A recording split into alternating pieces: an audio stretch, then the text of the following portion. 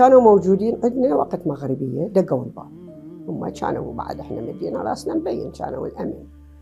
فاجوي وطبوا عادي، ما يرادون طبعا استئذان، هم يطبون رأسه. طبوا وقالوا انتم لازم ناخذكم لأنه اكو عليكم تسفير. فطبعا تعرف هي الساعة صعبة انه واحد هيجي كلمة انه يعني انت تدري عن تسفير شنو يعني؟ انك راح نبين راح يدزوك المكان انت ما عندك اي معلومة عنه. ونعرف يعني تسفير الايران طبعا كان الجمهورية الاسلامية الايرانية، كان المغرب، كان الوقت مغرب يعني وقت الصلاة تقريبا كان. بس الى ان احنا لما روحنا وتحضرنا يعني صارت بعد ظلمة. فخواتي قاموا يبكون واحنا، فالضابط هواي انزعاج واحد منهم علي، قال اذا هاي البنيه تبكي يعني عندي امر انه اضربها بطلقه.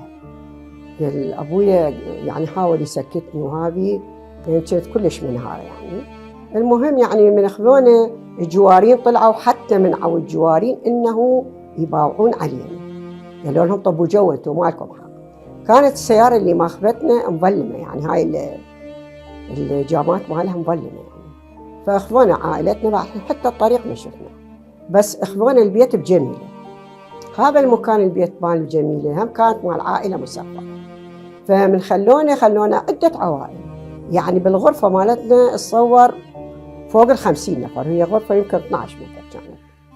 وقبالنا هم كان غرف مساجين، اعتقد مال حزب الدعوه كانوا يعني.